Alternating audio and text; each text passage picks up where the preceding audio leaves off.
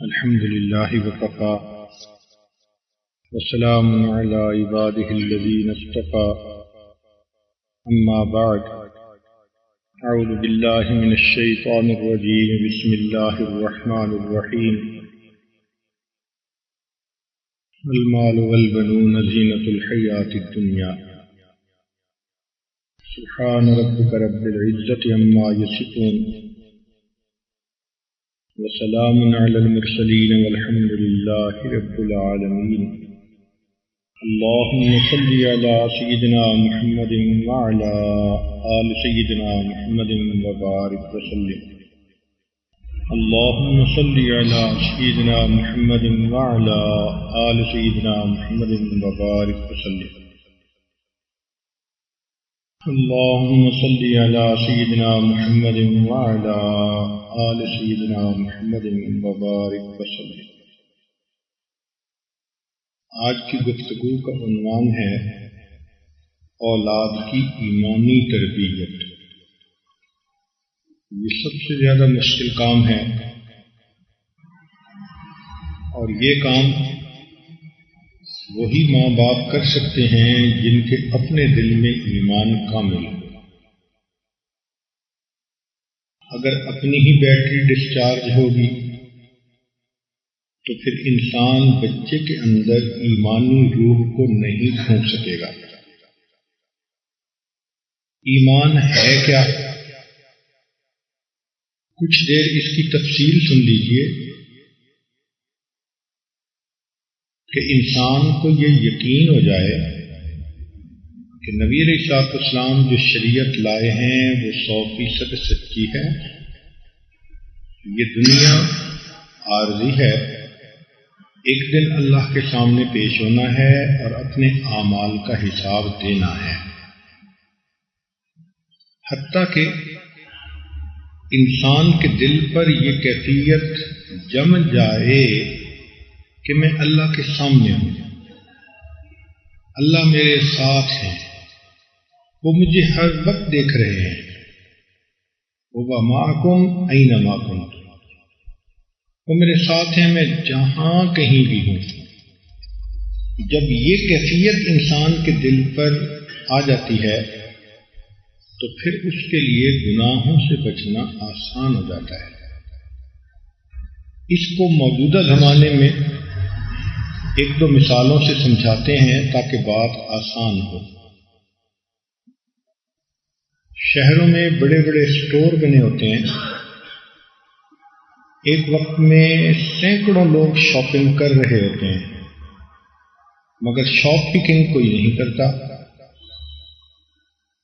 ہزاروں لاکھوں چیزیں پڑی ہیں سامنے، مگر کوئی اٹھا کے جیب میں نہیں ڈالتا۔ اس کی وجہ کیا ہے کہ ہر بندے کو یہ پتا ہوتا ہے کہ ایک سیکیورٹی کیمرے کا نظام ہے اور وہ مجھے دیکھ رہا ہے۔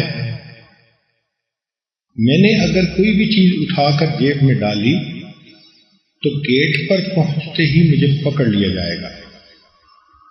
اس لیے کافر لوگ بھی شاپنگ کرتے ہیں، کوئی چیز نہیں اٹھاتے، دہریے بھی شاپنگ کرتے ہیں، کچھ نہیں اٹھاتے، حالانکہ انہیں اٹھانے میں کوئی اور رکاوٹ تو نہیں ہے، لیکن یہ ڈر ہے کہ مجھے دیکھا جا رہا ہے اور مجھے پکڑ لیا جائے گا اور مجھے اس کی سزا ملے گی۔ میں انڈر سرویلنس ہوں،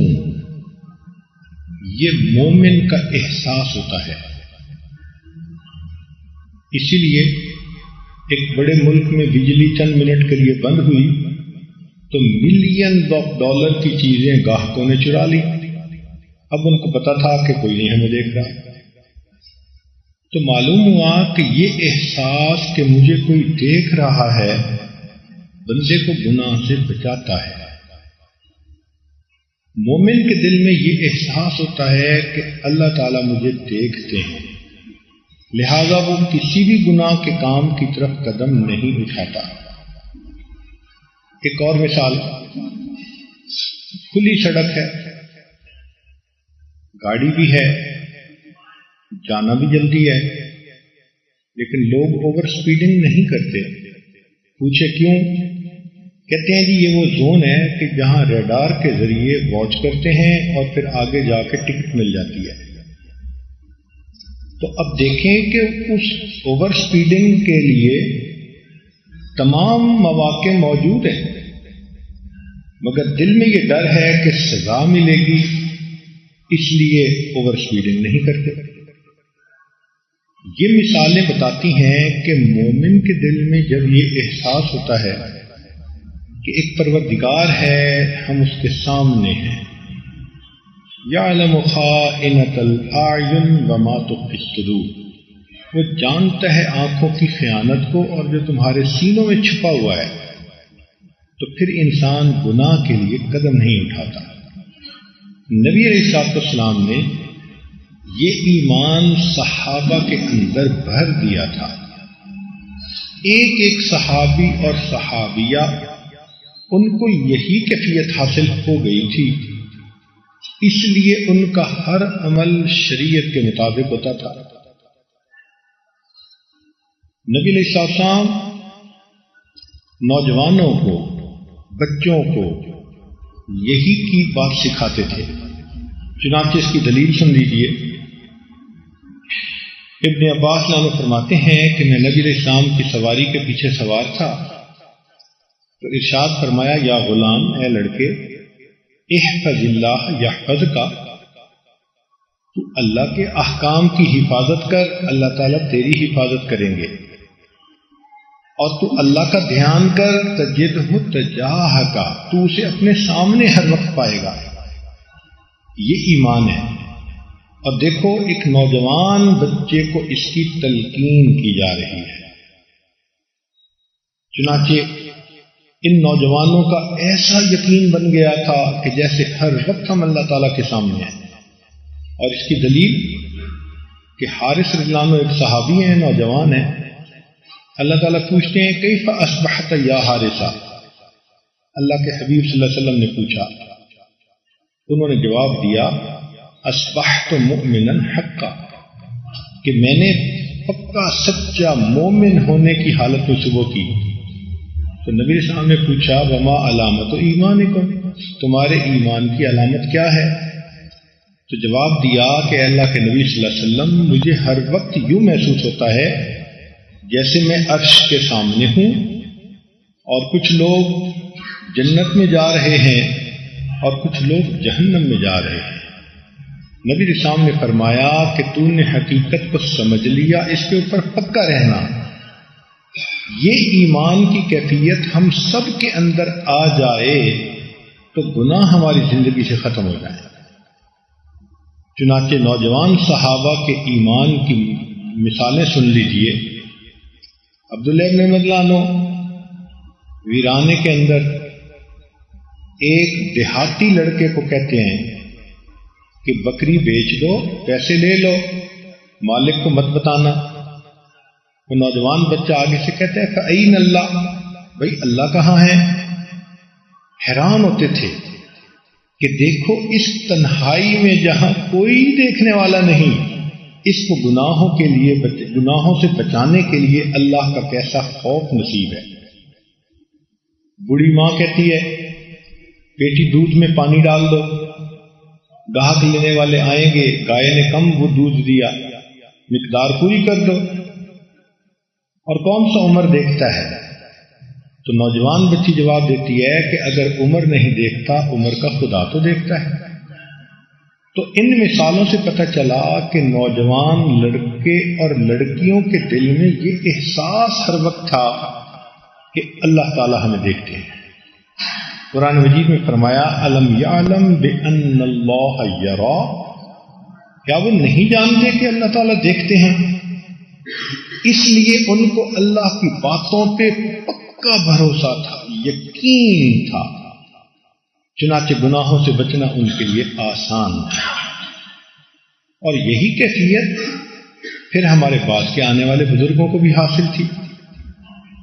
چنانچہ سلیمان دارانی رحمۃ اللہ علیہ خیمے میں اکیلے ہیں، جنگل ہے، ایک دیہاتی عورت آ کر خود کہتی ہے کہ میں آپ سے ملاپ کرنا چاہتی ہوں. تو سلیمان دارانی رحمۃ اللہ علیہ کی آنکھوں میں آنسو آ گئے کہ شیطان نے مجھے اللہ سے دور کرنے کے لیے اپنا نمائندہ بھیج دیا. ان کو روتے دیکھ کر عورت شرمندہ ہوئی اور چلی گئی. یہ روتے روتے سو گئے. سیدنا یوسف علیہ السلام کی زیارت ہوئی. یہ بڑے خوش ہوئے کہ یوسف علیہ السلام کی زیارت مجھے نصیب ہو رہی ہے.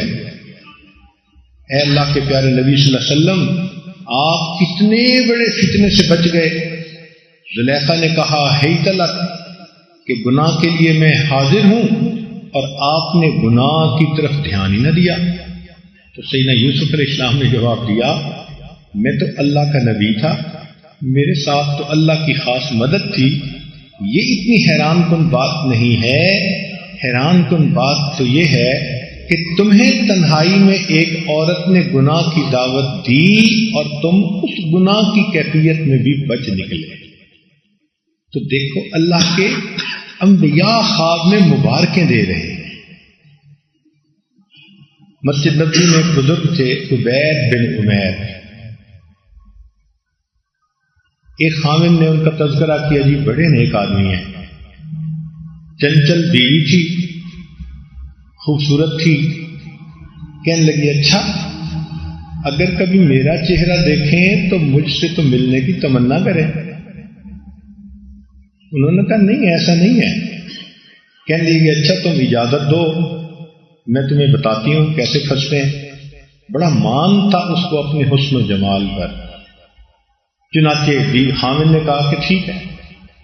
ایک دن وہ کوئی مسئلہ پوچھنے کے بہانے آئی اور اس نے آ کے عبید رحمۃ اللہ علیہ ان کے سامنے چہرہ کھول دیا. تو انہوں نے فوراً نگاہیں جھکا لی. یہ کہنے لگی کہ میں تو آپ کو مس کرتی ہوں اور رہ نہیں سکتی. جو گانے گاتی ہیں لڑکیاں مردوں کے سامنے، اس نے وہی گانا شروع کر دیا. تو انہوں نے آگے سے ایک جواب دیا کہ یہ بتاؤ کہ قیامت کے دن جب نبی علیہ السلام بھی ہوں گے، سارے انسان ہوں گے، اس وقت تم پسند کرتی ہو کہ مجھے اور تمہیں ہتھ کڑی لگا کر پیش کیا جائے کہ یہ دونوں زانی تھے؟ یہ بات سنتے ہی اس عورت پر ایک خوف آ گیا. کہنے لگی نہیں یہ تمہیں پسند نہیں کرتی. انہوں نے کہا پھر کیوں مجھے گناہ کی دعوت دے رہی ہو؟ یہ سن کر وہ عورت واپس آئی اور گھر آ کر اس نے پوری زندگی کی ترتیب بدل دی. کہنے لگی اگر مرد اتنے نیک ہو سکتے ہیں تو میں کیوں نہیں ہو سکتی. چنانچہ وہ رات کو تہجد پڑھا کرتی تھی اور اللہ اللہ کیا کرتی تھی. تو اس کا خامن کہا کرتا تھا کہ میں نے عبید کا کیا بگاڑا تھا کہ اس نے میری بیوی کو راہبہ بنا دیا. تو یہ اللہ والوں کی کیفیت ہوتی ہے. کوئی تھوڑی دیر کے لیے آتا ہے اس کے دل میں بھی ایمان بھر جاتا ہے.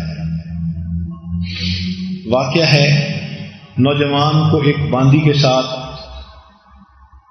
غلط محبت ہو گئی، نفسانی محبت ہو گئی. تو وہ موقع کی تلاش میں تھا کہ یہ کہیں مجھے اکیلی ملے. ایک رات کسی جگہ وہ لڑکی اس کو اکیلی مل گئی. تو اس نے اس کو کہا کہ بس میں تو تمہارے بغیر رہ ہی نہیں سکتا، مجھے تم سے بہت پیار ہے. جب اس نے یہ الفاظ کہے تو وہ لڑکی جواب دینے لگی کہ جتنا پیار تمہیں مجھ سے ہے اس سے زیادہ مجھے آپ سے ہے، لیکن میں اللہ سے ڈرتی ہوں. اس نیک بچی کی ایسی بات تھی کہ اس نوجوان کے دل میں اتر گئی اور اس نے ہمیشہ کے لیے گناہ سے توبہ کر لی. یہ واقعات بتاتے ہیں کہ ہمارے اسلاف کے دلوں میں ہر وقت یہ استحضار تھا، یہ سوچ تھی کہ اللہ ہمیں دیکھتا ہے. اس وجہ سے پھر گناہوں سے بچنا آسان. اب آج یہ کیفیت ماں باپ کی اپنی نہیں ہوتی، وہ بچوں کی کیا بنائیں گے؟ اس لیے ایمانی تربیت کرنا آج کل بہت ضروری ہے، مشکل کام. چنانچہ اس میں بچوں کو مشائخ کے پاس بھیجنا پڑتا ہے، ایسے بڑوں کے پاس بھیجنا پڑتا ہے کہ جن کی صحبت میں رہ کر بچوں کے دل کے اندر یہ کیفیت بن جائے. تاہم ابتدا تو پھر ماں باپ ہی کرتے ہیں. چنانچہ عورت کو چاہیے، ماں کو چاہیے کہ اپنے بچے کے دل کی یہ کیفیت بنائے بچپن سے کہ ہم جو کرتے ہیں اللہ دیکھتے ہیں، اور قیامت کے دن ہمیں نیکی پر ثواب ملے گا، گناہ پر عذاب ملے گا۔ تو آپ دیکھیں گی کہ چھوٹا بچہ بھی گناہوں سے بچے گا۔ چنانچہ ایک باپ اپنے بیٹے کے ساتھ جا رہا تھا، انگور کا باغ تھا۔ اس نے بچے کو کہا کہ یہیں راستے پہ کھڑے ہو، میں اندر جا کے انگور توڑتا ہوں، اور اگر کوئی دیکھنے والا آ گیا تو مجھے آواز دے دینا، میں آ جاؤں گا۔ باپ انگور توڑنے لگا، بچے نے فوراً کہا یا ابی احد یرانا، اے ابا کوئی دیکھتا ہے۔ تو باپ ڈر کے آ گیا، جب دیکھا تو کوئی بھی نہیں تھا۔ کہنے لگا تم نے مجھے کیوں بلا لیا، یہاں تو کوئی بھی نہیں تھا۔ اس نے کہا اے ابا، بندہ تو ہمیں کوئی نہیں دیکھ رہا، بندوں کا پروردگار تو دیکھ رہا۔ تو دیکھو بچوں کی بھی یہ کیفیت ہے، یہ مقصود ہے کہ ہماری زندگیوں میں یہ حاصل ہو جائے۔ چنانچہ اس کی ابتدا کیسے ہوتی ہے کہ ماں بچے کو بچپن میں سب سے پہلے اللہ کا نام سکھائے۔ حدیث مبارکہ میں آتا ہے جو ماں اپنے بچے کو سب سے پہلے اللہ کا نام سکھائے اور بچہ اللہ کا لفظ بولے تو اس پر ماں باپ کے پچھلے سب گناہوں کی معافی ہو جاتی ہے۔ پھر بچہ جب ذرا اور بڑا ہو تو اس کو کلمہ سکھائے۔ حدیث مبارکہ پہلے کسی بیان میں بتائی گئی کہ جس دن بچہ لا الہ الا اللہ پڑھتا ہے اللہ تعالیٰ اس سکھانے والے کا قیامت کے دن حساب نہیں لیں گے۔ پھر بچے کے اندر یہ احساس ڈالا جائے کہ ہم بندے ہیں، ہمارا پیدا کرنے والا خدا ہے اور وہ ہمیں ہر وقت دیکھتا ہے۔ تو جب یہ احساس اس کے دل میں پیدا کریں گے تو وہ بچہ کوئی بھی کام غلط نہیں کرے گا۔ اس کو کہتے ہیں ایمانی تربیت۔ چنانچہ سہل تستری رحمت اللہ علیہ خود بچے تھے، چھوٹے تھے، بڑے بزرگ گزرے ہیں امت کے، تو کہتے ہیں کہ میں چھوٹا بچہ تھا 3-4 سال کا، مجھے ماموں نے بلایا اور بلا کر کہا کہ بیٹے تم اللہ کو یاد کیا کرو۔ میں نے کہا کیسے کرو؟ فرمانے لگے جب تم بستر پہ سونے کے لیے جایا کرو رات کو تو 3 دفعہ یہ دل میں کہا کرو هو معکم اینما کنتم، وہ تمہارے ساتھ ہے تم جہاں کہیں بھی ہو۔ الم یعلم بان اللہ یرا، کیا نہیں جانتے کہ اللہ دیکھتا ہے؟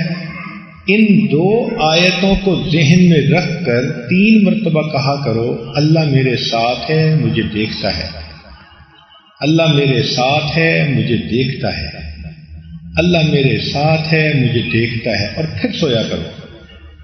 بچے نے کرنا شروع کر دیا۔ کچھ دنوں کے بعد اسے کہا کہ تم 7 دفعہ کہہ لیا کرو۔ کچھ دنوں کے بعد کہا تم 11 دفعہ کہہ لیا کرو۔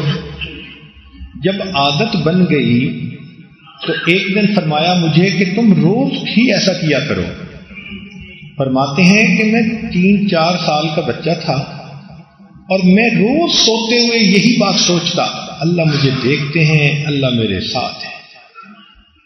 حتیٰ کہ یہ احساس اتنا میرے دل پہ غالب آ گیا کہ میں کوئی بھی کام نافرمانی والا نہیں کرتا تھا۔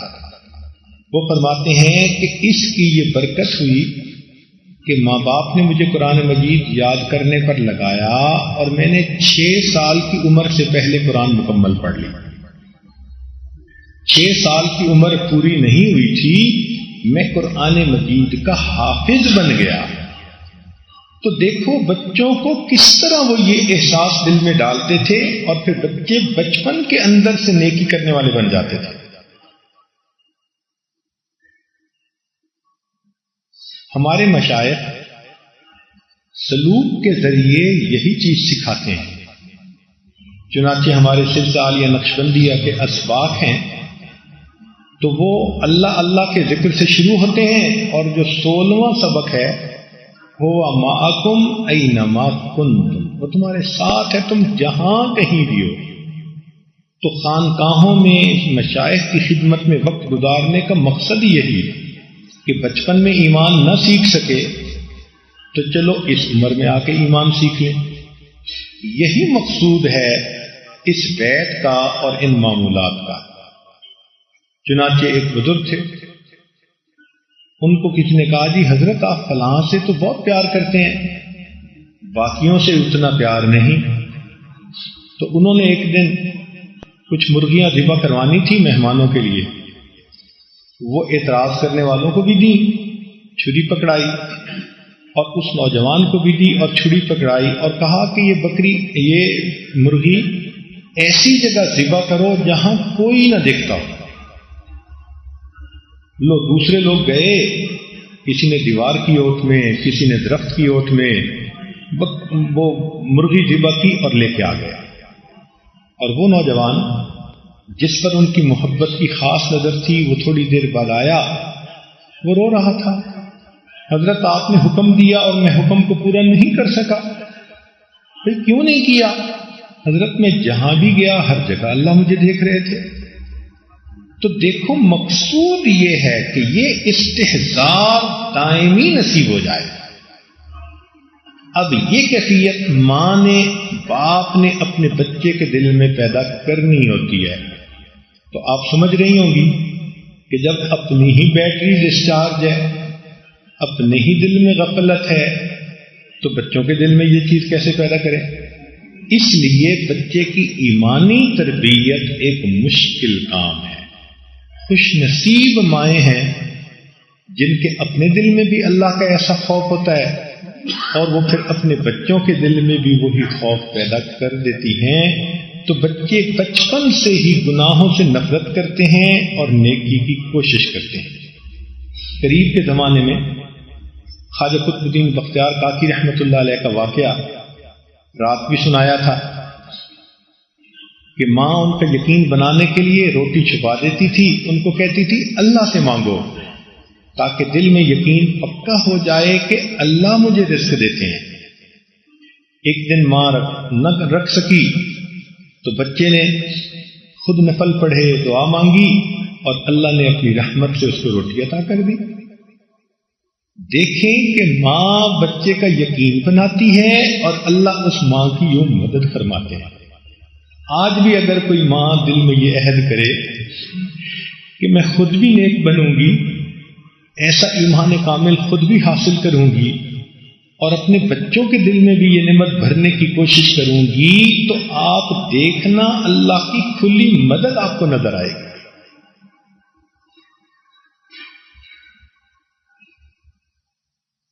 تو ایمانی تربیت میں سب سے پہلے بچے کے دل میں اللہ کا تعارف کروانا اور یہ خیال بھرنا کہ ہر نعمت ہمیں وہی پروردگار دیتا ہے، اگر وہ روٹھ گیا تو زندگی ہماری برباد ہو جائے گی۔ اس لیے ہمیں نیکی کرنی ہے اور برائی سے بچنا ہے۔ گویا بچے کے دل میں حلال اور حرام کا واضح تصور پیدا کر دینا۔ بچہ گناہ سے ایسے ڈرے جیسے سانپ اور بچھو سے ڈرتا ہے۔ دیکھیں نا، بچے کو آپ بجلی کی تار سے بچاتی ہیں نا، اور پھر بچہ بچتا ہے۔ کسی بچے نے ہاتھ لگایا؟ کوئی نہیں لگاتا۔ اسی طرح ان کو گناہ سے بھی بچائیں کہ بیٹا گناہ کرنے سے عذاب کا جھٹکا پڑے گا، تمہاری روحانی موت آ جائے گی۔ تو بچے گناہ نہیں کریں گے۔ آج ہم کہتے ہیں بچے بگڑ گئے، سوچیں ہم نے بنانے کی کوشش کب کی؟ ہم الزام ان کو دیتے تھے، قصور اپنا نکل آیا۔ جب ہم نے بچوں کو یہ ایمان سکھانے کی کوشش ہی نہیں کی تو بچے تو پھر بڑے ہو کے وہی کریں گے نا جو ان کا نفس کہے گا۔ اس لیے جو چھوٹے بچے ہیں ان کی تربیت کی کوشش آج سے کریں، جو بڑے ہیں ان کو پھر مشائخ کے پاس بھیجیں تاکہ ان کے دل میں یہ کیفیت آ جائے، یہ کرنے کا کام ہے۔ چنانچہ ایمانی تربیت کا پہلا نقطہ کہ بچے کے دل میں اللہ رب العزت کے بارے میں ایمان کو مضبوط پیدا کر دینا. دوسرا نقطہ کہ بچے کے دل میں نبی علیہ الصلوۃ والسلام کی محبت کو بھر دینا. چنانچہ نبی علیہ الصلوۃ والسلام کا تذکرہ اتنے اچھے طریقے سے کریں، اتنی محبت کے ساتھ کریں کہ بچے کے دل میں نبی علیہ السلام کی محبت بھر جائے. ہم نے عورتوں کو دیکھا کہ بچوں کو اپنے میکے کا تعارف کرواتی ہیں نا، تو اپنے بھائی کو چاند بنا کے پیش کرتی ہیں، چندہ ماموں. اب اگر اپنے بھائی کی محبت بچے کے دل میں ایسے پیدا کر رہی ہو تو اللہ کی بندی، اللہ کے حبیب صلی اللہ علیہ وسلم جو ہمارے آقا ہیں، ہمارے سردار ہیں، ان کی محبت کیسے پیدا کرنی چاہیے؟ چنانچہ طریقہ یہ کہ حدیث کے واقعات سنائے اور باتیں بتائیں اور بچے کے دل میں یہ احساس پیدا کیا کہ نبی علیہ الصلوۃ والسلام نے جو کام جس طرح سے کیا ہمیں وہ کام اسی طرح سے کرنا ہے، اس میں ہماری نجات ہے. چنانچہ حضرت علی رضی اللہ عنہ فرمایا کرتے تھے کہ نبی علیہ السلام نے ارشاد فرمایا ادبوا اولادکم علی ثلاث خصال، کہ تم اپنی اولاد کو 3 ان کے اندر صفتیں پیدا کرو. ایک اپنے نبی علیہ السلام کی محبت، دوسرا ان کے اہل بیت کی محبت، اور تیسرا قرآن مجید کی محبت. چنانچہ جتنے صحابہ تھے سب نبی علیہ السلام کے عاشق تھے، کیا بڑے اور کیا بچے. ایک نوجوان نبی علیہ السلام کی خدمت میں آتے ہیں، اے اللہ کے نبی صلی اللہ علیہ وسلم قیامت کب قائم ہوگی؟ نبی علیہ السلام نے پوچھا اچھا تم نے قیامت کے لیے کیا تیار کیا؟ کہنے لگا اے اللہ کے نبی صلی اللہ علیہ وسلم میرے دل میں اللہ اور اس کے رسول صلی اللہ علیہ وسلم کی بڑی محبت ہے. نبی علیہ السلام نے فرمایا کہ پھر تم قیامت کے دن کامیاب. دیکھا نوجوان کیا جواب دیتا ہے کہ میرے دل میں اللہ کے نبی کی محبت ہے. یہی محبت تھی کہ چھوٹے چھوٹے بچے نبی علیہ السلام کی خاطر اپنی جان دینے کو تیار تھے. بدر کے میدان میں معاذ اور معوذ چھوٹے چھوٹے بچے ہیں، انہوں نے ابو جہل کو قتل کر دیا. کیوں؟ کہ یہ بدبخت ہمارے آقا صلی اللہ علیہ وسلم کو تکلیف پہنچاتا ہے. اللہ اکبر کبیرہ. چھوٹے چھوٹے بچے، ان کے دل میں نبی علیہ الصلوۃ والسلام کی ایسی محبت تھی. تو پہلی بات بچے کے دل میں اللہ کا دھیان پیدا کر دینا. دوسری بات اس کے دل میں نبی علیہ الصلوۃ والسلام کی سچی محبت پیدا کر دینا. تیسری چیز بچے کے دل میں قرآن مجید کے ساتھ عشق پیدا کر دینا. قرآن مجید کا ادب ہو، اس کو سیکھنے کا شوق، اس کو پڑھنے کا شوق یہ بچے کو حاصل ہو جائے. اس کا نتیجہ کیا ہوگا کہ پھر بندہ اللہ کے احکام کو پڑھے گا اور اس کے اوپر عمل کرے گا، اسے یقین ہوگا. صحابہ کا قرآن مجید کے اوپر کیسا یقین تھا؟ ایک واقعہ صرف سن لیجئے. ابن مسعود رضی اللہ تعالیٰ عنہ بیمار تھے. عثمان غنی رضی اللہ عنہ ان کی عیادت کے لیے آئے تو پوچھا کہ ابن مسعود کیا بیماری ہے؟ انہوں نے جواب دیا مجھے گناہوں کی بیماری ہے. اب ذرا گفتگو سنیں عارفین کی کہ پوچھنے والے پوچھتے ہیں جی کیا بیماری ہے؟ تو جواب دیا گناہوں کی بیماری ہے. انہوں نے پوچھا کہ کوئی خواہش دل میں ہے؟ جواب دیا اللہ کی رحمت کی خواہش ہے دل میں. انہوں نے کہا میں تمہارے لیے کسی طبیب کو بلاؤں؟ جواب دیا جی طبیب نے ہی تو مجھے بیمار کیا ہے. ان کا اچھا پھر میں کچھ ہدیہ دیتا ہوں آپ لے لو. کہنے لگے ہدیے کی زندوں کو ضرورت ہے، میں تو مرنے والا ہوں مجھے کیا ضرورت؟ انہوں نے کہا آپ کی بیٹیاں ہیں، بیٹا کوئی نہیں تو یہ ہدیہ بیٹیوں کے کام آئے گا. ابن مسعود عنہ فرمانے لگے کہ میری بیٹیوں کو اس کی ضرورت نہیں، میں نے ان کو سورہ واقعہ یاد کروا دی ہے اور وہ ہر دن سورہ واقعہ پڑھتی ہیں. اور میرے آقا صلی اللہ علیہ وسلم نے فرمایا من قرأ سورۃ الواقعہ کل لیلۃ لم تصبہ فاقۃ ابدا، کہ جو ہر روز سورہ واقعہ پڑھتا ہے اس کو کبھی بھی فاقے کا عذاب نہیں ہو. سبحان اللہ، کیا یقین تھا دل کے اندر. آج قرآن مجید کے بارے میں ہمارا یہ یقین ہے. اللہ اکبر. تو اللہ کی محبت کو دل میں بھرنا، نبی علیہ الصلوۃ والسلام کی محبت کو دل میں بھرنا، اور تیسری بات قرآن مجید کی محبت کو دل میں بھرنا. اس لیے نبی علیہ السلام نے فرمایا کہ قرآن مجید میں ایک سورت ہے 30 آیات کی، یعنی سورہ ملک. میرا دل چاہتا ہے کہ وہ سورت میرے ہر امتی کے دل میں ہو. ہم میں سے ہر عورت کو یا ہر مرد کو یاد ہے؟ نہیں. غفلت کی انتہا دیکھیے. تو قرآن مجید کی محبت کو دل میں بٹھانا، پھر قرآن مجید کی آیتیں انسان پڑھے گا، اس پر اثر ہوگا. نوجوان صحابہ کا یہ حال تھا. ابن عباس روایت کرتے ہیں کہ نبی علیہ السلام نے فرمایا یا ایھا الذین آمنوا قوا انفسکم واہلیکم نارا. جیسے ہی یہ آیت نبی علیہ السلام کی مبارک زبان سے نکلی، ایک نوجوان صحابی کانپا اور نیچے گر گیا. نبی علیہ السلام نے اسے دیکھا کہ یہ تو آخری لمحے میں ہے، تو فرمایا کہ بھئی کلمہ پڑھو. اس نے کلمہ پڑھا.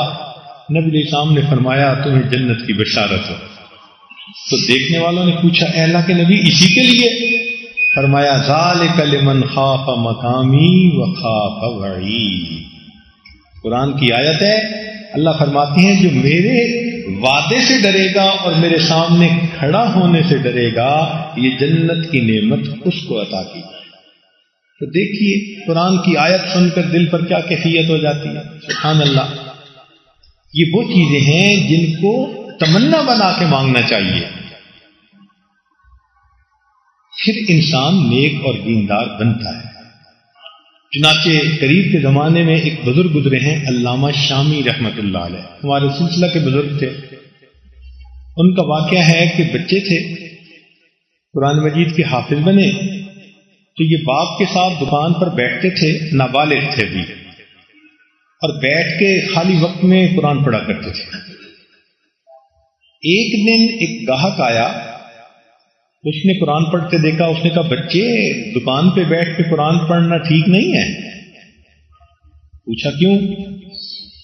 اس نے کہا ایک تو تم جو پڑھو گے تو ہر بندہ سنے گا نہیں، گناہ کا مرتکب ہوگا، اور دوسرا یہ کہ بندہ تمہیں نیک سمجھ کے تمہاری چیز خریدنے کی کوشش کرے گا، تو یہ تو مارکیٹنگ کر رہے ہو تم.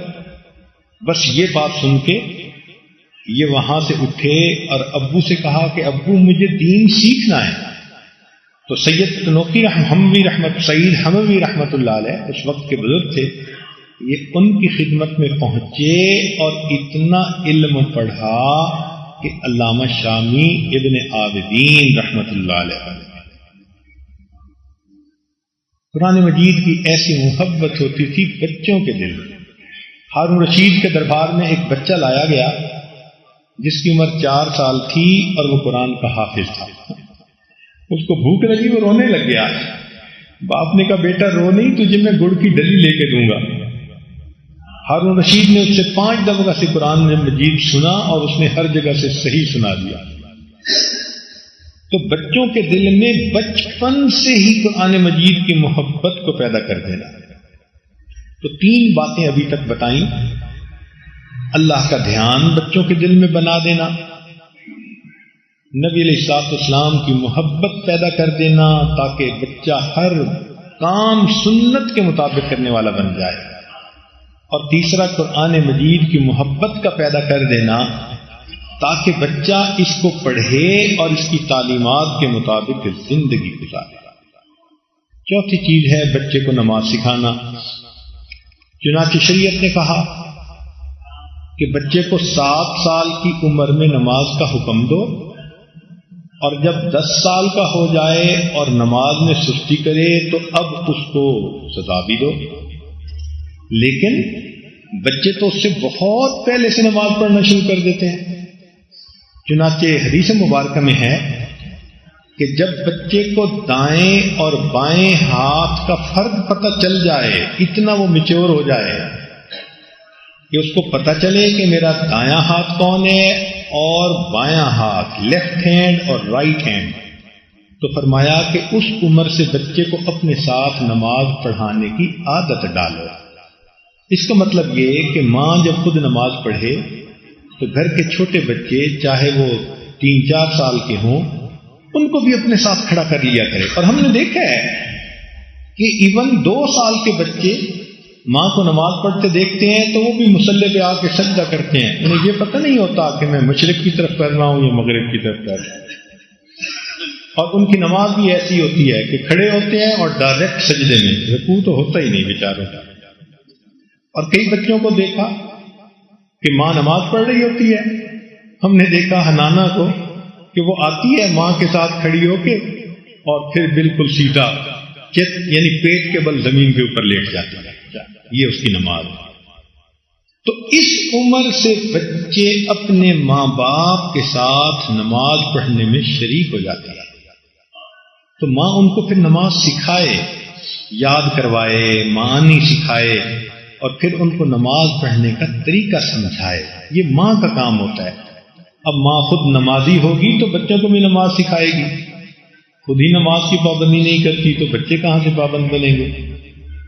پہلے وقتوں کی مائیں بچوں کی نماز کو اتنا بہترین بنا دیتی تھیں کہ بچوں کو ولایت کا نور مل جاتا۔ بات عجیب سی ہے لیکن موقع کے مناسب ہے تو اس لیے میں عرض کر دیتا ہوں۔ امام غزالی رحمۃ اللہ علیہ 2 بھائی تھے، بڑے کا نام تھا احمد غزالی اور ان کا نام تھا محمد غزالی۔ یہ خطیب شہر تھے، فقیہ شہر تھے، جامع مسجد کے امام تھے، لیکن ان کے بڑے بھائی ان کے پیچھے نماز نہیں پڑھتے تھے۔ وہ بڑے بھائی بڑے ذاکر شاغل تھے، صاحب کشف تھے، لیکن نماز الگ پڑھتے تھے۔ امام غزالی رحمۃ اللہ علیہ کو لوگ اعتراض بھی کرتے کہ امام صاحب آپ کے تو اپنے بھائی آپ کے پیچھے نماز نہیں پڑھتے، تو انہیں بڑا برا محسوس ہوتا۔ ایک دن ماں کے پاس آئے، امی بھائی میرے پیچھے نماز نہیں پڑھتے۔ ماں نے بڑے بیٹے کو بلایا، احمد تم محمد کے پیچھے نماز پڑھا کرو۔ ٹھیک ہے امی پڑھوں گا۔ اب اگلی نماز میں امام غزالی مصلی پہ چڑھے، احمد غزالی پیچھے کھڑے ہیں، نماز کی نیت مان لی، پہلی رکعت ہو گئی۔ جب دوسری رکعت شروع ہوئی تو احمد غزالی نے نماز کی نیت توڑی اور صف میں سے نکل کے چلے گئے گھر، وہاں جا کے نماز پڑھ لی۔ لو اب تو شور مچا، لوگوں نے کہا یہ کیا بات ہوئی؟ امام غزالی رحمۃ اللہ علیہ کو بہت ہی زیادہ سبکی محسوس ہوئی، شرم محسوس ہوئی۔ یہ بڑے ڈپریشن کی حالت میں گھر آئے، امی میرے بھائی نے تو مجھے رسوا کیا، ذلیل کیا، لوگوں کے سامنے شرمندہ کیا۔ ماں نے بڑے کو بلایا، بیٹے تمہیں کہا تھا بھائی کے پیچھے نماز پڑھنا، تم نے یہ کیا حرکت کی؟ اس نے جواب دیا، اماں آپ نے کہا تھا اس کے پیچھے نماز پڑھنا، جب تک یہ نماز کی حالت میں تھا میں اس کے پیچھے تھا، جب یہ نماز میں ہی نہیں تھا تو مجھے اس کے پیچھے کھڑے ہونے کی کیا ضرورت تھی؟ ماں نے پوچھا کیا مطلب؟ اس نے کہا اسی سے پوچھو۔ اب امام غزالی رحمۃ اللہ علیہ کا سر شرم سے جھک گیا۔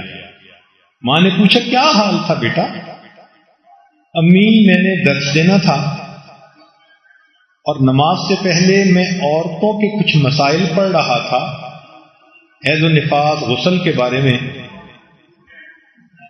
نماز کا وقت ہو گیا، میں نے جب نماز شروع کی تو پہلی رکعت میں تو میری توجہ اللہ کی طرف رہی، جب دوسری رکعت ہوئی تو مجھے ایک مسئلہ یاد آیا اور میں نے اس مسئلے کے بارے میں سوچنا شروع کر دیا۔ تو بڑے نے کہا کہ دیکھو یہ نماز میں کھڑا عورتوں کے مسئلے سوچ رہا ہے تو میں اس کے پیچھے کیوں کھڑا ہوں؟ ماں نے یہ بات سنی تو ایک ٹھنڈی سانس لی، اور کہنے لگی افسوس، میرے 2 بیٹے تھے اور دونوں میں سے میرا کوئی نہ بنا۔ میرے 2 بیٹے تھے اور دونوں میں سے میرا کوئی نہ بنا۔ تو انہوں نے پوچھا امی کیوں آپ کے نہ بنے؟ کہنے لگی کہ ایک مصلی پہ کھڑا نماز میں عورتوں کی باتیں سوچ رہا تھا، اور دوسرا اس کے پیچھے کھڑا اس کے دل کی طرف دیکھ رہا تھا، اللہ کی طرف دھیان تو کسی کا نہیں تھا۔ وہ مسئلے جو بڑے بڑے مشائخ سکھایا کرتے تھے، اس وقت کی مائیں اپنے بچوں کو وہ مسائل سکھا دیا، اس لیے کہ ان ماؤں نے خود دین سیکھا ہوتا تھا، کسی نہ کسی اللہ والے سے ان کا تعلق ہوتا تھا۔ یہ قریب کے زمانے میں حضرت مرزا مظہر جان جانا رحمت اللہ علیہ، ان سے بیعت ایک خاتون تھی، اس کے 2 بیٹے تھے، محمد علی اور ان کے دوسرے بھائی۔ تو جب آزادی کا مسئلہ شروع ہوا تو ماں نے اپنے بچے کو بلا کر خود کہا، بولی اماں محمد علی کی جان بیٹا خلافت پہ دے دو۔ دیکھا، یہ ماں ہوتی ہے۔ انصار رضی اللہ تعالیٰ عنہ بچے کو بلاتی ہیں، بیٹا تم بڑے ہونا، اللہ کے راستے میں تم جہاد کرنا، اور میں تمہاری لاشوں کو دیکھوں گی کہ تمہیں زخم سینے پہ لگے یا پیٹھ پہ لگے، سینے پہ لگے تب راضی ہوں گی۔ اماں کیوں ایسے کہتی ہیں؟ بیٹا قیامت کے دن مجھے پکارا جائے گا، شہیدوں کی ماں کہاں ہے، میں اللہ کے سامنے سرخرو ہو جاؤں گا۔ اللہ اکبر کبیرہ۔ یہ ایمانی تربیت مقصود زندگی ہے اور یہ کرنی بڑی مشکل ہے۔ تو پہلی بات، بچے کے دل میں اللہ رب العزت کا دھیان بھر دینا، محبت اور خوف دونوں بھر دینا، تاکہ محبت میں انسان نیکی کرے اور خوف کی وجہ سے انسان گناہوں سے بچے، اور یہ احساس ہو کہ میں ہر وقت اللہ کے سامنے ہوں، وہ مجھے دیکھتے ہیں۔ دوسری بات، نبی علیہ السلام کی محبت کو بھرنا تاکہ بچہ سنت پر عمل کرے۔ تیسری بات، قرآن مجید کی محبت کو بھر دینا تاکہ بچہ اس کی تلاوت کرے اور اس کی تعلیمات کے مطابق زندگی کو گزارے۔ چوتھی چیز، بچوں کو نماز سکھانا۔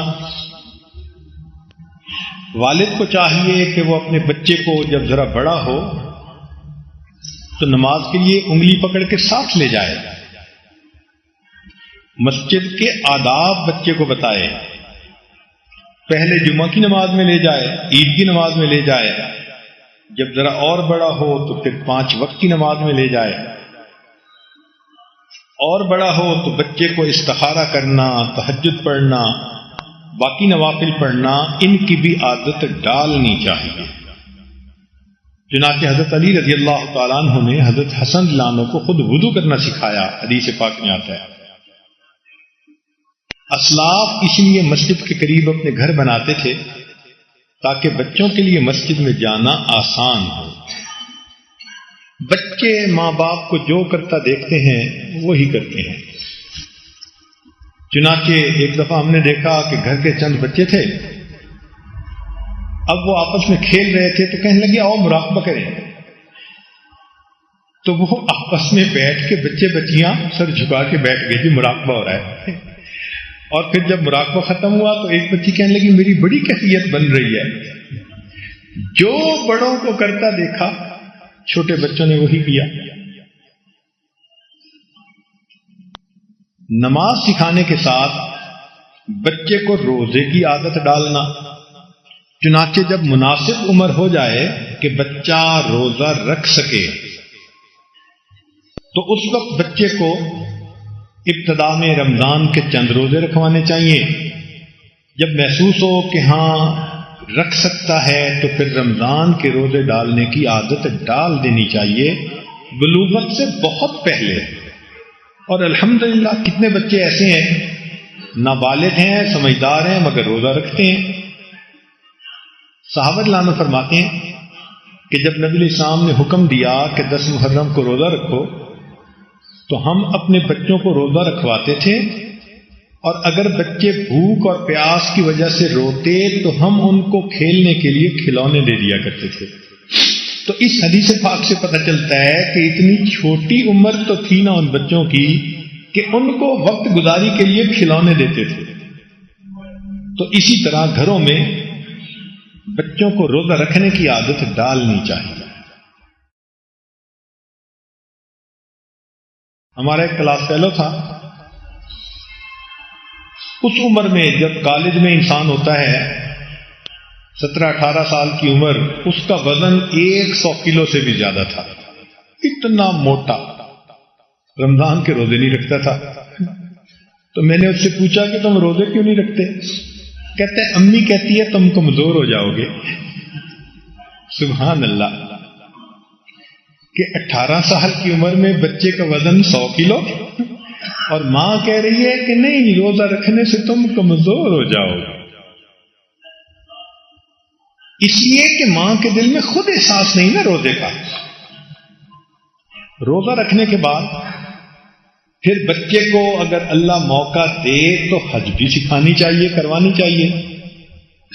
ابن عباس لانوں نے لڑکپن میں حج کی، ابو الفضل لانوں نے لڑکپن میں حج کی، اسامہ لانوں نے لڑکپن میں حج کی۔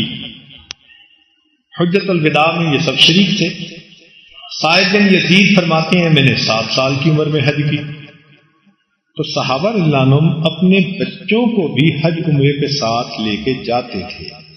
تو جن کو اللہ تعالیٰ استطاعت دے وہ حج اور عمرہ بھی اپنے بچوں کو کروائیں۔ 7ویں چیز ہے زکوٰۃ۔ چنانچہ بچوں کو جب وہ جوانی کی عمر کو پہنچیں تو زکوٰۃ دینے کی ان کو ٹریننگ دینی چاہیے۔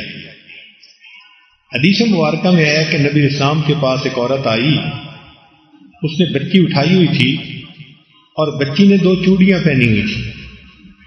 نبی اسلام نے جب دیکھا تو اس عورت سے کہا کہ اس بچی کی چوڑیوں کی زکوٰۃ دیتی ہو؟ اس نے کہا نہیں۔ فرمایا پھر تو قیامت کے دن ان چوڑیوں کی جگہ اس کو آگ کی چوڑیاں پہنائی جائیں گی۔ اللہ اکبر! یہ سنتے ہی ماں نے وہ چوڑیاں اتاری اور نبی علیہ السلام کی خدمت میں پیش کر دی۔ اے اللہ کے نبی، اللہ کے لیے قبول کر لی۔ تو چھوٹے بچوں کو بھی جب جو جوانی کی عمر کو پہنچے تو زکوٰۃ دینے کا کنسپٹ ان کے ذہن میں ڈالا جائے۔ آج تو بچیوں کو زیور بنانے کی فکر ہوتی ہے، زکوٰۃ دینے کی فکر نہیں ہوتی۔ اب یہ 7 پوائنٹ ایسے ہیں جن کو سکھانے سے بچے کی دینی تربیت ہو جائے گی۔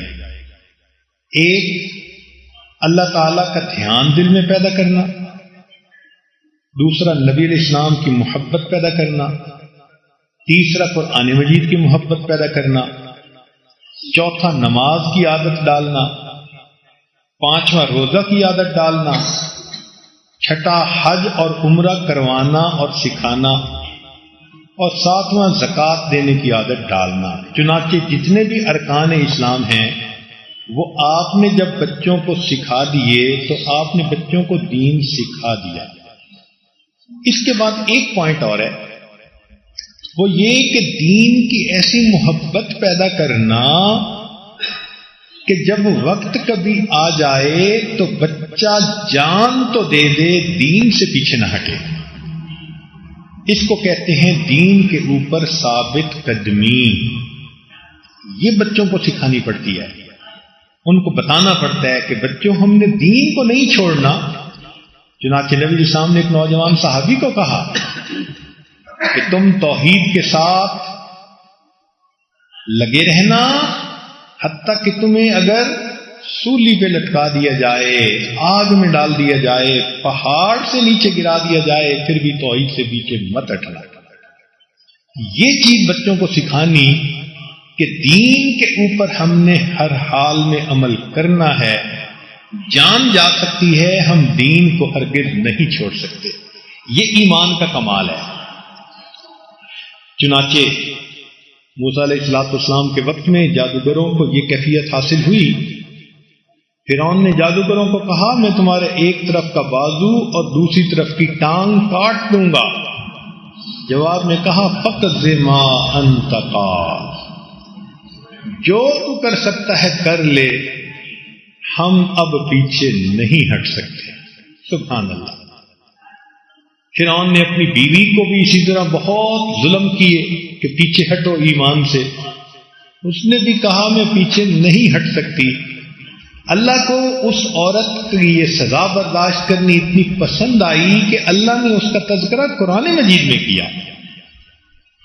تو بچوں کو دین کے اوپر ثابت قدمی، اس کا بھی جذبہ سکھانا پڑتا ہے، واقعات سنانے پڑتے ہیں، خود دین پر ثابت قدم رہ کر دکھانا پڑتا ہے، تو پھر بچے بھی ثابت قدم بن جاتے ہیں. چنانچہ ایک واقعہ سنا کر میں اپنی بات کو مکمل کروں گا. بنی اسرائیل میں پہلے وقت میں ایک بادشاہ تھا، خدائی کا دعویٰ کرتا تھا. ملک تھا، مال تھا، لوگ تھے، تو بہاروں کی زندگی گزار رہا تھا. اس بادشاہ کے پاس ایک جادوگر تھا جو جادو کے ذریعے اس کے مختلف کام کرتا رہتا تھا اور بادشاہ کی خدائی چمکتی تھی. وہ جادوگر بوڑھا ہو گیا. اس نے بادشاہ سے کہا کہ جناب کسی کو کہو کہ مجھ سے جادو سیکھ لے تاکہ میرے بعد جو آپ کے مختلف اسائنمنٹس ہیں وہ کرتا رہے. تو بادشاہ نے ایک نوجوان کو کہا کہ تم اس سے جادو سیکھو. وہ بچہ جادو سیکھنے کے لیے اس جادوگر کے پاس جاتا. اللہ کی شان کے راستے میں ایک راہب رہتا تھا. بچے کا تعارف اس سے ہو گیا. اس راہب نے اس کو بتایا کہ میاں یہ بادشاہ ہمارا خدا نہیں، خدا تو کوئی اور ہے. بچے کو راہب کی باتیں اچھی لگتی، چنانچہ یہ راستے میں اس سے بھی باتیں سیکھتا اور جادوگر کے پاس بھی چلا جاتا، حتیٰ کہ راہب کی باتیں دل پر اتنی اثر پذیر ہوئیں کہ بچے نے یہ یقین بنا لیا کہ ہمارا خدا ایک ہے، بادشاہ خدا نہیں ہے. بچے کے دل میں ایمان بھر گیا. یہ بھی بات بیٹھ گئی کہ نفع نقصان اللہ دینے والا ہے، مشکل کو حل کرنے والا اللہ ہے. اتنا یقین بیٹھا کہ ایک دن وہ بچہ آ رہا تھا تو پتہ چلا کہ جنگل کا ایک جانور شیر راستے میں کہیں آ کر بیٹھ گیا اور لوگ پریشان ہیں کہ ہم اب آگے پیچھے کیسے ہیں. اس نوجوان نے اللہ کا نام لے کر ایک تیر چلایا اور وہ شیر مر گیا. لوگوں کو مصیبت سے نجات ہو گئی. لو جی، اس بات کا بڑا چرچا ہوا کہ اس نوجوان نے ایک تیر کے ذریعے شیر کو مار ڈالا. جب یہ بات راہب کو ملی تو اس نے پوچھا نوجوان سے کہ تم نے شیر کو کیسے مارا؟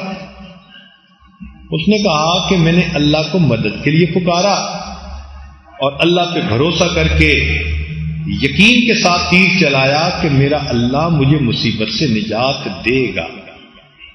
راہب نے کہا کہ اچھا، اگر تمہاری یہ کیفیت بن گئی ہے تو اب تم آزمائشوں کے لیے تیار رہنا، مگر پلیز میرا نام کسی کو ظاہر نہ کرنا کہ میں نے تمہیں ایمان سکھایا. میں بوڑھا ہوں، میں اس وقت تکلیفوں کا حامل نہیں ہو سکتا. اس نے وعدہ کر لیا. وقت چلتا رہا. بادشاہ کا ایک بڑا قریبی دوست تھا، وہ کسی مصیبت بیماری میں گرفتار ہوا تو کسی نے اسے کہا کہ بھئی اس نوجوان کے پاس جاؤ، دعا کرواؤ. وہ اس نوجوان لڑکے کے پاس آیا.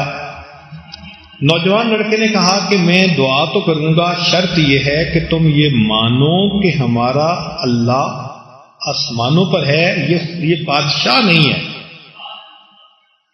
وہ پھنسا ہوا تھا بیماری میں، اس نے بات مان لی. اس نے دعا کی، اللہ نے اس کی مصیبت کو ختم کر دیا۔ جو بادشاہ کا مصاحب تھا اس کا بھی یقین پکا ہو گیا کہ ہمارا خدا تو اور ہے۔ ایک دن یہ بادشاہ کے ساتھ بیٹھا بات کر رہا تھا، تو بادشاہ نے اس سے پوچھا کہ بھائی فلاں کیا ہوا؟ اس نے کہا اللہ نے اسے ٹھیک کر دیا۔ اس نے کہا کون سا خدا؟ اس نے کہا جو آسمانوں پہ ہے۔ وہ تمہیں یہ کس نے بات بتائی؟ اس نے کہا نوجوان نے۔ لو جی، نوجوان پھنس گیا۔ بادشاہ نے بلا لیا، اس نے کہا میں نے تمہیں بھیجا تھا جادو سیکھنے کے لیے، اور تم لوگوں کو تعلیم دے رہے ہو کہ میں خدا نہیں، خدا کوئی اور ہے۔ اس نے کہا جی بات سچی تو یہی ہے کہ خدا تو ہمارا کوئی اور ہے۔ بادشاہ نے حکم دیا کہ اس نوجوان کو آگ میں ڈال دیا جائے۔ آگ میں ڈالا گیا، نوجوان سلامت رہا۔ بادشاہ نے کہا اس کو پانی میں ڈبو دیا جائے۔ چنانچہ کشتی کو پانی میں ڈالا گیا، الٹایا گیا۔ باقی سارے لوگ جو تھے وہ تو مر گئے، یہ پھر بچ گیا۔ بادشاہ نے کہا پہاڑ سے نیچے گرا دو۔ پہاڑ سے نیچے گرایا گیا، پھر بھی سلامت رہا۔ تو بادشاہ نے اس کو بلا کے پوچھا کہ کیا مصیبت ہے، تم مرتے کیوں نہیں؟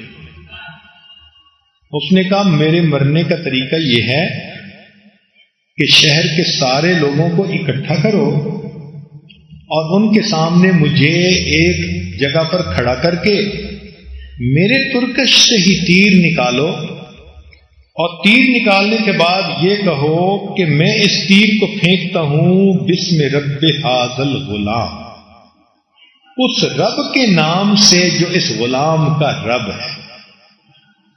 چنانچہ بادشاہ نے ایسے ہی کیا، لوگوں کو جمع کیا، لڑکے کو کھڑا کیا اور ترکش میں سے تیر نکال کے یہ کہہ کے کہ اس غلام کے رب کے نام سے میں پھینک رہا ہوں، تیر لگا، بچہ فوت ہو گیا۔ اس بات کو دیکھ کے جتنی رعایا تھی وہ ساری کی ساری مسلمان ہو گئی، یعنی ساری کی ساری ایمان لے آئی۔ اب بادشاہ حیران، اس نے رعایا کو کہا کہ تم کیسے خدا کو مان سکتے ہو، خدا تو میں ہوں۔ رعایا نے کہا نہیں، اب تو ہم نے آنکھوں سے دیکھ لیا، خدا وہی ہے جو اس نوجوان کا خدا۔ بادشاہ نے حکم دیا یہ جتنے ایمان والے ہیں ان سب کے لیے گڑھا کھودا جائے، آگ جلائی جائے، انہیں اس میں ڈال دیا جائے۔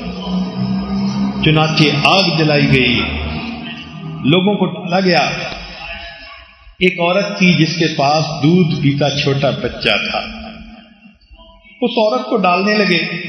وہ عورت بچے کی وجہ سے ذرا گھبرا گئی، تو ڈالنے والے نے بچے کو چھینا اور بچے کو پہلے آگ میں ڈالا۔ جب ماں کے سامنے اس کے چھوٹے بچے کو آگ میں پھینکا گیا تو ماں کا دل دہل گیا، مگر اس بچے نے اندر سے آواز دی امی جلدی آؤ، یہاں تو بڑا مزہ ہے۔ یہ تھے جن کو اصحاب اخدود کہا گیا۔ قرآن مجید میں ان کا واقعہ ہے قتل اصحاب الاخدود۔ اب دیکھیے کہ جب ایمان کی حلاوت مل جاتی ہے نا، پھر کوئی پھانسی پہ لٹکائے، آگ میں ڈالے، پہاڑ سے گرائے، بندے کو اس کا کوئی فرق نہیں پڑا۔ یہ ایمان پر ثابت قدمی ہم نے اپنے بچوں کو سکھانی، اس کو کہتے ہیں ایمانی تربیت۔